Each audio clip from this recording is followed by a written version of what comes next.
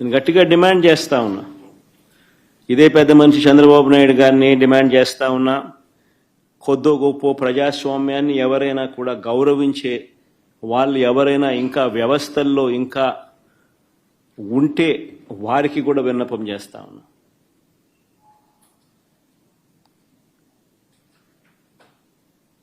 ప్రజాస్వామ్యాన్ని కాపాడుకునే కార్యక్రమం చేయకపోతే, ప్రజాస్వామ్యం ఒక్కసారి చెయ్యి జారిపోతే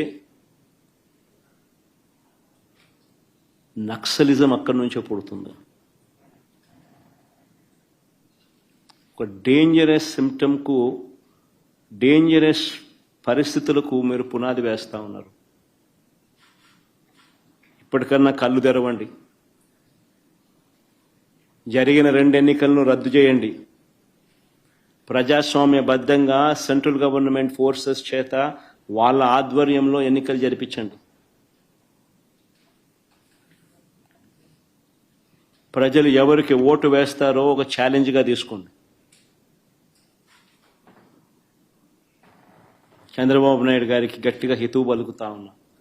మీరు చేస్తా ఉన్నది చాలా అంటే చాలా దౌర్భాగ్యమైన పని. తప్పుడు పునాదులకు మీరు వేస్తా ఉన్నారు, తప్పుడు పునాదులు వేస్తా ఉన్నారు. ఇది రేపొద్దున వృక్షం అవుతుంది.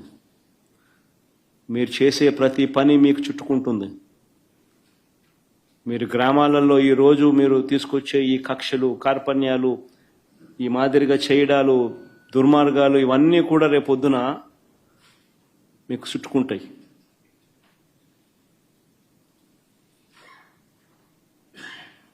ముఖ్యమంత్రిగా ఉన్నావు, నీ జీవితానికి బహుశా ఇది ఆఖరి ఎలక్షన్ కావచ్చు. రామకృష్ణ అని అనుకునే ఈ వయసులో కనీసం ఆ మాటలన్నా అనుకుంటే పుణ్యమన్నా వస్తుంది. ఈ మాదిరిగా చేస్తే నరకానికే పోతావు. ఇప్పటికైనా మార్పు తెచ్చుకో చంద్రబాబు అని హితవు పలుకుతా ఉన్నా. అందరికీ నమస్కారం అండి. నిన్నటి రోజున జరిగిన ఒంటిమిట్ట పులివెందల జెడ్పీటీసీ ఎన్నికల గురించి వారం 10 రోజుల నుంచి పేటీఎం డాక్స్ అయినండి, వైసీపీ అగ్రనాయకుల నుంచి కింద స్థాయి నాయకుల వరకు కూడా ప్రగల్భాలు పలుకుతూ మీరు ఎంతమందిని పెద్ద పెద్ద మంత్రుల్ని వాళ్ళని దించి క్యాంపెయిన్ చేసినా కూడా టీడీపీ జెండా ఎగరటం అనేది అది మీకు కలే అవుతుంది అని చెప్పి శబదాలు చేసిన వాళ్ళు ఇవాళ రోజున నీరు కారిపోకుండా ఇవాళ ప్రెస్ మీట్లు పెట్టి పులివెందుల ఎమ్మెల్యే గారు ప్రెస్ మీట్లు పెట్టి ఏదేదో మాట్లాడటం జరుగుతుంది. దాని మీద కొంచెం చూద్దాం. అయ్యా పులివెందుల ఎమ్మెల్యే గారు వైఎస్ జగన్మోహన్ రెడ్డి గారు, నేను మిమ్మల్ని ఒకటే అడుగుతున్నాను. నిన్న ఏదో ప్రజాస్వామికంగా ఎలక్షన్ జరగలేదు అంటున్నారు, ప్రజాస్వామ్యం దెబ్బతింటుంది అంటున్నారు. ఇంత పెద్ద పెద్ద మాటలు మనకి ఎందుకు, కానీ ప్రజాస్వామ్యం ఎంతటి దౌర్భాగ్య స్థితికి వెళ్ళిందో గత 5 ఏళ్లలో మీ పరిపాలనలో ప్రజలందరూ చూసే ఉన్నారు. ఇప్పుడు అవన్నీ మాట్లాడుకుంటా పోతే అసలు సబ్జెక్ట్ మిస్ అవుతాం సార్. పోతే మిస్ అయింది అంటున్నారు. ఎలా మిస్ అయింది? పులివెందుల్లో నామినేషన్లు వేసి అట్లీస్ట్ విత్డ్రాల్ చేసుకోవడానికైనా నామినేషన్లు వేయటం జరిగిందా? ఇప్పటి వరకు కూడా ఏకగ్రీవంగా ఏకపక్ష ఎన్నికలు జరిపిస్తూ మీరు మోనార్క్గా ప్రవర్తిస్తూ అక్కడ ఫ్యాక్షనిజంని రెచ్చగొడుతూ భయపెడుతూ భయభ్రాంతులకు గురి చేస్తూ ఎవరిని కూడా ఫ్రీడమ్ ఆఫ్ ఓట్ని యూజ్ చేయనీయకుండా మీరు అడ్డుకున్నది వాస్తవం కాదా అని అడుగుతున్నాను. ఎలక్షన్లు వచ్చినాయి అంటే, నామినేషన్లు వెయ్యాలి అంటే, నామినేషన్కి వెళ్తుంటే ఆ నామినేషన్ పత్రాలు లాక్కుని బావిలో పడవేసిన సందర్భాలు ఉన్నాయి, గోడలు దూకి పారిపోయిన సందర్భాలు ఉన్నాయి మీ వాళ్ళు. మరి ఇంకా దాన్ని అప్రజాస్వామికం అంటారా? 11 మంది నామినేషన్లు వేసి, టీడీపీతో సహా 11 మంది నామినేషన్లు వేసి ఓటరు వచ్చి ఓటు వేసుకున్న దాన్ని అప్రజాస్వామికం అంటారా? మీ విజ్ఞతకే వదిలేస్తున్నాను. ప్రజాస్వామ్యం ఇంకా నారా చంద్రబాబు నాయుడు గారి పరిపాలనలో బతికుంది కాబట్టే ఇవాల్టి రోజున అంత ఫ్రీడమ్ ఆఫ్ ఓట్ జరిగిందని నేను ఖచ్చితంగా చెప్పగలను. అది మీ మనస్సాక్షికి కూడా తెలుసు. అలా ఫ్రీడమ్ ఆఫ్ ఓట్ వేసుకుని అక్కడ మీకు ఓటమి చవి చూడబోతున్నారు కాబట్టి మీకు ఒక భయం ఏర్పడింది. ఆ ఓటమి దాన్ని కూడా మీకు అనువుగా మలుచుకోవడానికి మీరు ఒక పాచిక వేశారు. అది ఏంటయ్యా అంటే, నిన్న టీడీపీ శ్రేణుల మీద వైసీపీ శ్రేణులు జరిపిన దౌర్జన్యాల్ని అన్నిటినీ కూడా మీరు రివర్స్లో ప్రజలకి చెప్పే ప్రయత్నం ఇందాక ప్రెస్ మీట్లో చేశారనేది మాత్రం మాకు బాగా అర్థమైంది. వైసీపీ కార్యకర్తలకి మెడల్లో తెలుగుదేశం కండువాలేసి మీరు స్లిప్పుల కోసం పంపించింది వాస్తవం కాదా? ఈ రకంగా చేసి ఏం సాధించాలనుకుంటున్నారు? మీరు ఎవరిని మోసం చేసి మభ్యపెట్టాలనుకుంటున్నారు? ఏంటో పెద్ద పెద్ద మాటలు మాట్లాడారు. పాపం నరకానికి పోతారు అని చెప్పి నారా చంద్రబాబు నాయుడు గారిని అంటున్నారు. ఇదే లాస్ట్ ఎలక్షన్ ఏమో అంటున్నారు. ఎవరు ఎంతకాలం జీవిస్తారని ఎవరు ఎలా చెప్తాం సార్? ఏ నిమిషంలో ఏం జరుగుతుందో మీ నాన్నగారు చావు చూసినా కూడా మీకు తెలిసి రాలేదా? మీ తండ్రి సమానులైన నారా చంద్రబాబు నాయుడు గారిని అంత మాట అంటున్నారే నోరు జారి.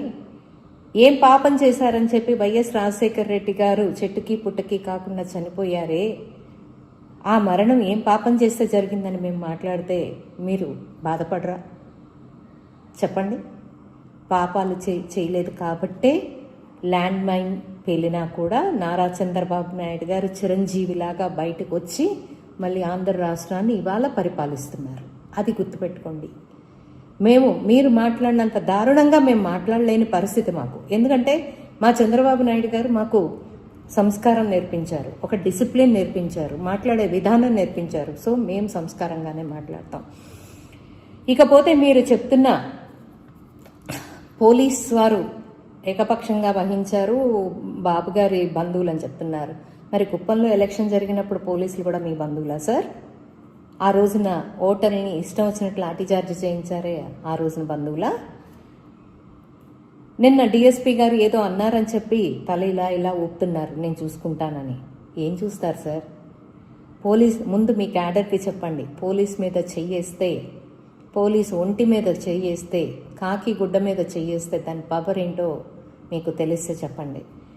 బహుశా మీకు రాజారెడ్డి రాజ్యాంగం అలవాటైపోయి అంబేద్కర్ గారు రచించిన రాజ్యాంగాన్ని మర్చిపోయి మీరు మీ సొంత రాజ్యాంగం రూల్స్ ఉన్నాయి కాబట్టి దాని ప్రకారంగా మీరు ఆలోచిస్తున్నారనేది బాగా అర్థమైంది. ప్రజాస్వామికం అప్రజాస్వామికం అనేది ప్రజలు నిర్ణయిస్తారు. మీకు మాత్రం పతనం మొదలైందని చెప్పి మీ పులివెందులే రేపు నిర్ణయిస్తుంది. ఎందుకు అంటే బాబాయ్ హత్య జరిగిన్ని సంవత్సరాలైనా కూడా చెల్లిని చండాలంగా తిట్టిస్తున్నావు తప్ప బాబాయ్ హత్యకి న్యాయం చేయలేదు సరి కదా. బాబాయ్ హత్య చేసిన నేరస్తుల సాక్ష్యాలన్నింటినీ మటుమాయం చేసిన ఘనత ఏదైనా ఉందంటే అది నువ్వే. హైదరాబాద్ నుంచి పులివెందులు వచ్చే లోపల గొడ్డలి పోటుని గుండెపోటుగా మార్చిన గనుడు ఎవరైనా ఉన్నావంటే అది నీకే చెందుతుంది. నాకు తెలిసినంత వరకు, నేను విన్నంత వరకు పులివెందుల్లో వైఎస్ వివేకానంద రెడ్డి గారి పలుకుబడే ఎక్కువ అని విన్నాను నేను. వాళ్ళందరూ కూడా నీ మీద తిరుగుబాటుతో ఓటు అనేది టీడీపీకి వేశారనేదే ఇవాళ వస్తున్న రిజల్ట్స్. నాకు తెలిసినంత వరకు మీకు ఛాన్స్ ఉంటే వైఎస్ వివేకానంద రెడ్డి గారి బాడీని కూడా కనుమాయించేసి ఉండేవాడివి. కానీ ఆయన అభిమానులు అక్కడ ఉన్నారు కాబట్టి ఆయన బాడీని నువ్వు కనుమాయం చేయడానికి కుదరలేదనే చెప్పాలి. తల్లిని తిట్టిస్తావు, చెల్లిని తిట్టిస్తావు. ఎందుకయ్యా ఇదంతా? పాపం చేశారు ఏంటి? ప్రజల్లో నిలబడిపోవాలంటే మంచి చేయాలి. నువ్వు ప్రజలకి మంచి చేయలేదు కాబట్టే నీకు 150 నుంచి మధ్యలో 50 తీసేసి 11 ఇచ్చారా?